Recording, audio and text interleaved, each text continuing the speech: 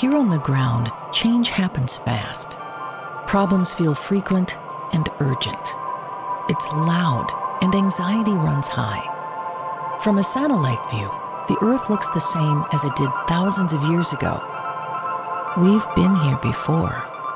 Let's learn from our past and shoot for a better future.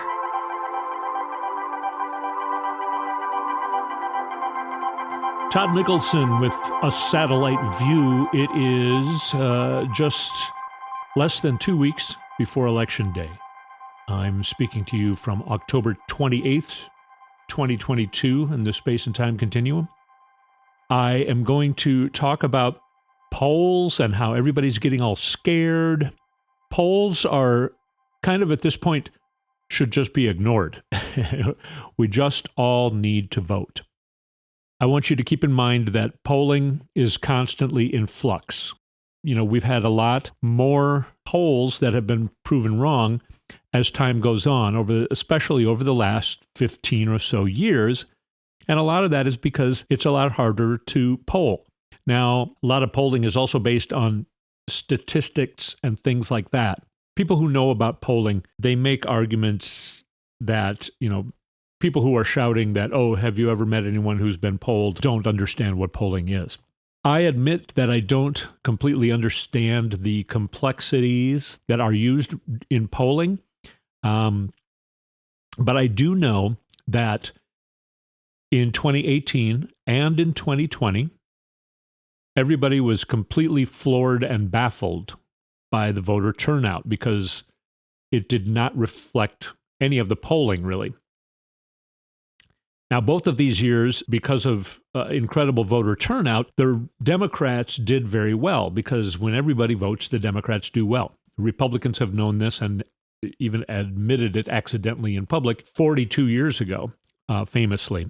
And so that's why they try and, do voter suppression tactics. And I just want to also remind everybody that, for instance, polling used to be done with landlines. Now, this is also a thing where people say, okay, the people who are talking about landlines and stuff don't understand the complexities of polling either, and I admit that. But it makes sense that people under 25, for sure, don't answer their cell phones. How can you get a hold of them? How can they be a part of this polling? I have heard people who do know a lot about complexities of polling that have said that that age group is virtually not included in any of this polling. Howard Dean, who knows an awful lot about this kind of polling. You remember Howard Dean? He was head of the Democratic Party chair, the national chair of the Democratic Party for years. He's been very involved in all of these types of things.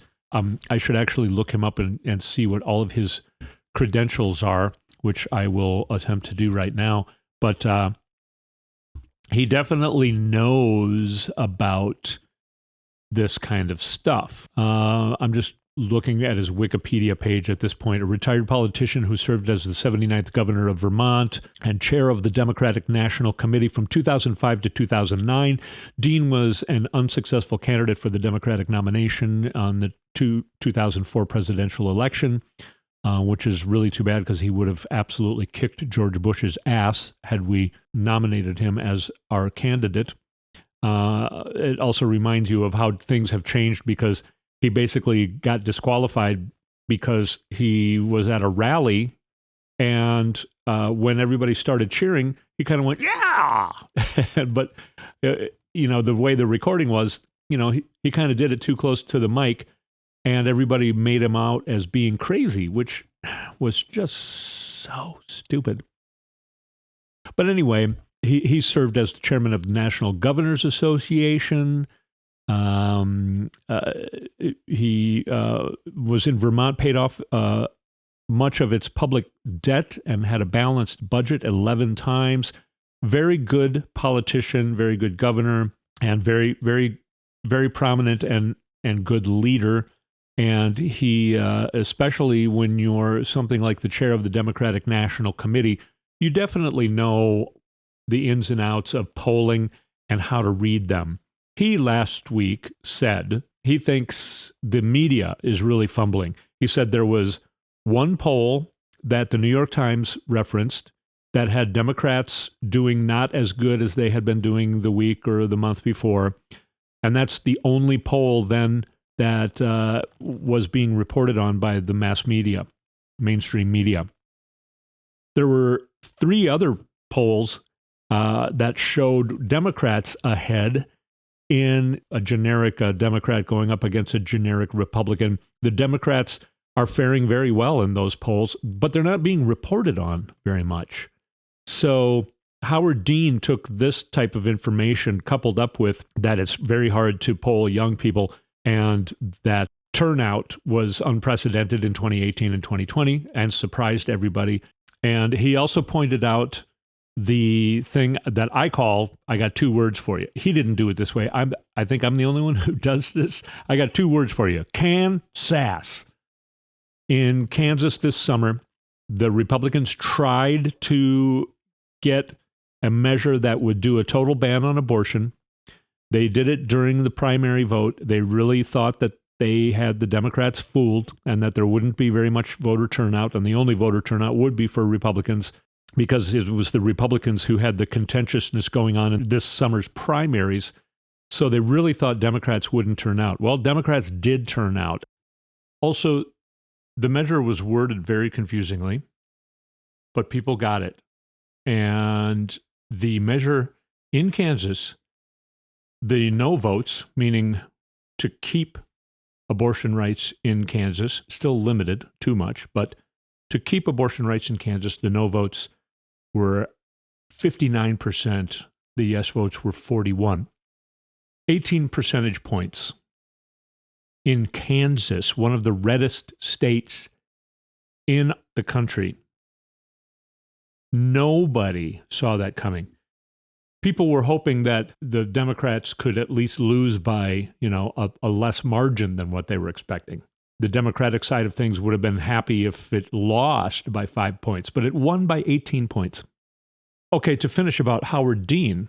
Howard Dean said last week that he thinks we're going to pick up, I believe he said 2 seats in the House. We're going to hold what we currently have and gain 2 more seats in the House, and we're going to also gain 2 to 3 seats in the Senate. And if we do that, then we can codify Roe v. Wade, basically. And that's a big reason why I think he thinks we're going to be able to pull this off.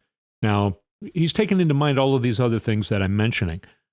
Thrown on top of that, Val Demings, week before last, I believe, she was talking, and she had the question in South Florida, what about the poor people? Are they being included in all of Florida? The really poor people, are they being included in all of this polling?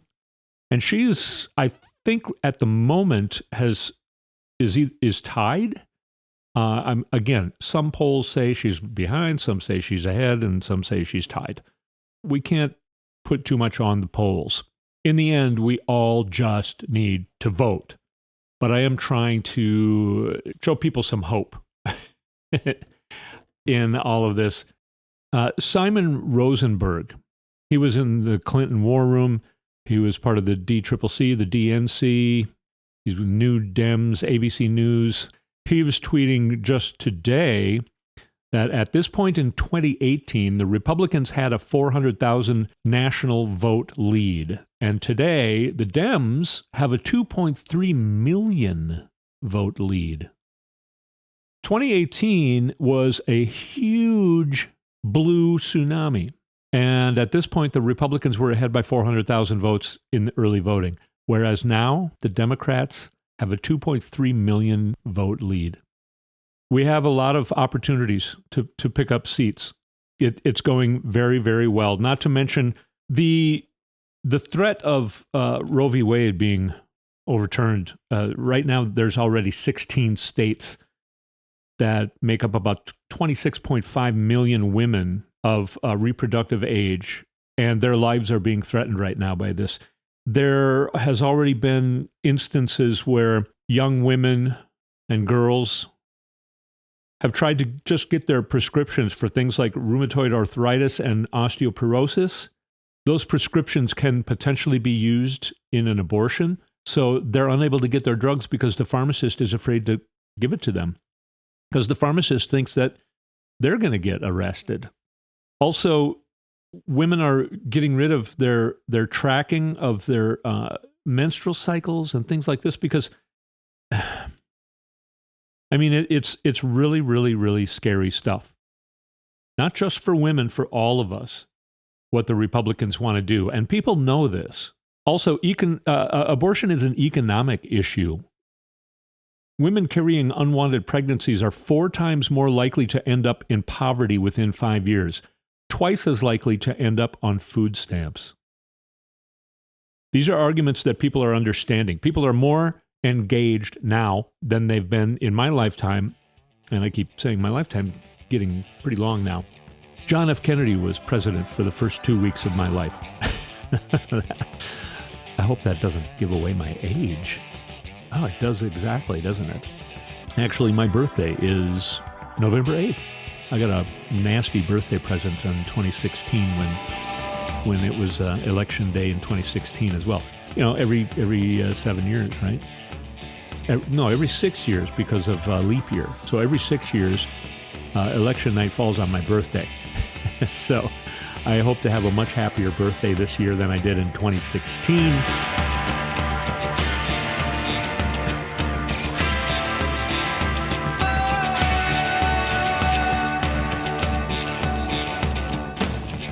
Todd Mikkelson with you here, a satellite view. More reasons why the Democrats are in a very good place this election. Now, of course, we're fighting against the mainstream media because they want to keep everybody's hair on fire. They want everyone to stay scared, so they don't report on all the things that they really would have been reporting on back in the days before they were, all of them, every single last one of them, corporate owned. They no longer have any kind of obligation to bring us the true news. Biden was in Pittsburgh under the Fern Hollow Bridge, which has been rebuilt because it collapsed less than a year ago. It collapsed last January. It is going to be reopened before the end of the year, before Christmas time. He used it as a symbol of what's going on right now. The U.S. has fallen to 13th in the world for infrastructure. But this year, it's rising because of the Inflation Reduction Act. Basically, it would have been called the Build Better Act, but the name doesn't matter that much. Partially because of this, and because of rebuilding the economy, the Biden administration has shrunk the deficit by $1.4 trillion. Also, in the rebuilding of this bridge in Pittsburgh, the contractor is a 4-generation family-owned contractor. Many, many jobs. There are 45,000 bridges in poor condition in the United States. The nearest bridge to my house, well, there's 2 bridges tied to being as near, probably. And the other one was rebuilt a couple years ago. This one is rebuilt this summer. Had a lot of bridges around here, around the Lake Minnetonka area, rebuilt. Because we are building things back better. You know, if the Republicans want to talk about the economy, sure. Yeah, let's talk about the economy. First of all, you keep using the word inflation. What is your measures to try and fight inflation? You keep saying you're going to bring inflation down and Biden caused it. First of all, how did Biden cause it? Because it's worldwide and it's America is faring better than most countries, if not all countries in the world right now, as far as inflation, which tells me if Biden has much control over this, he's doing a really good job. Secondly, how are you going to fight inflation? How are you going to bring down inflation? How are you going to bring down gas prices? How are you? Scott Jensen, the Minnesota gubernatorial candidate, said he's going to triple the size of the Minneapolis police force, when in reality, the Minneapolis police force is having trouble recruiting new cops. He obviously doesn't know how things work. You can't just say, I'm the governor now. Please make the police force in Minneapolis 3 times bigger than it is. You can't do that. So, adding to right now, kind of the theme we're talking about is hope in the election, which is happening in just a couple days more than a week from now. Another argument is that the Republicans don't know what they're talking about. They don't seem to know anything about how things work.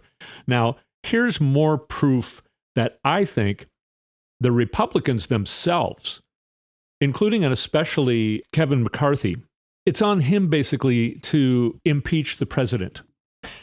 He is by far the dumbest leader of the Republican House that there has ever been, for many, many reasons that we're not going to go into now. But he said, "Oh yeah, if we're taking over Congress, and the first thing we're going to do is impeach Biden." He doesn't say why. Nobody really says why. They'll yell things like the border, Afghanistan, inflation, gas prices. Gas prices, by the way, have been coming down again for about 2 months. So they've been talking less about that. Locally in Minnesota, they're only talking about crime, just doing absolute silly scare tactics, sending out mailers with dark people in hoodies. Could it be a black guy? Or is it the Grim Reaper? Either way, the person who's running as the Democrat in your district is funding that black guy / Reaper, voting for him. Seriously, this is the kind of stuff they're saying. To me, I think Kevin McCarthy and the Republicans, they know they're not going to win because they're promising to impeach not just President Biden. They're talking about impeaching Blinken, who is the Secretary of State. They're talking about impeaching, of course, Kamala Harris. And they always make sure to mispronounce her name. I don't know why exactly. They think it's going to make her more of a villain. Yeah, I think they say Kamala. Like, they think it's going to sound more black or more African, which then just proves that they are racists. They're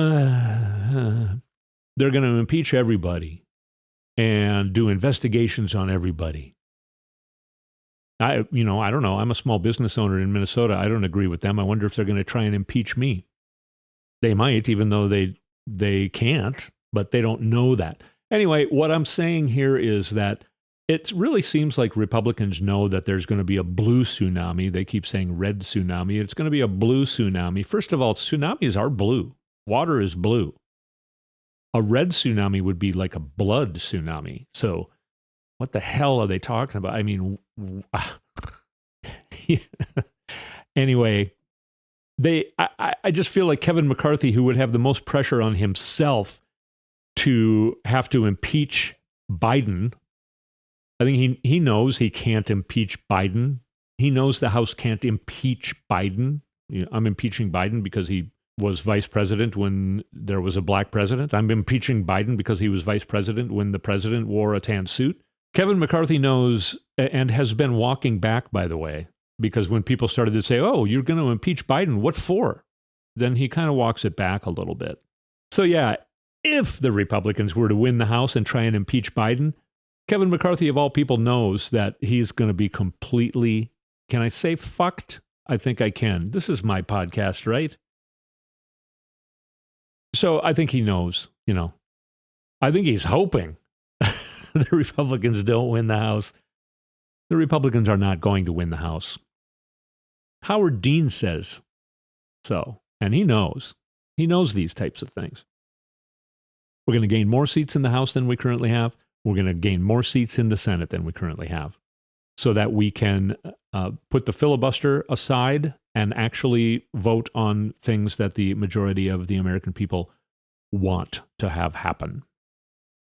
Always keep in mind, the vast majority of Americans do not want what the fascist Republican Party, the fascist, racist, misogynistic Republican Party wants. Roe v. Wade, Kansas shot down them trying to take away abortion rights, 59-41. So please have hope. But don't take what I say as an excuse like, oh, okay, Todd says everything's good, so does Howard Dean. It's okay if I don't vote. No. We're talking about if everybody votes, it's going to be a blue tsunami. So you have to vote.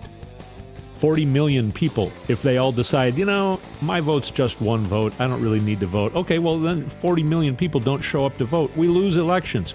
Vote. And get everyone you know to vote. If there's somebody across the street who's elderly and you think they're maybe having trouble getting their vote in, go over there and offer to help. If we all vote, the sanity wins. Please have hope, but please vote.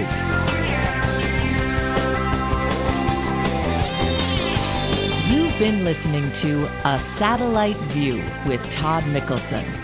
Go to toddmikkelson.com for links and more information.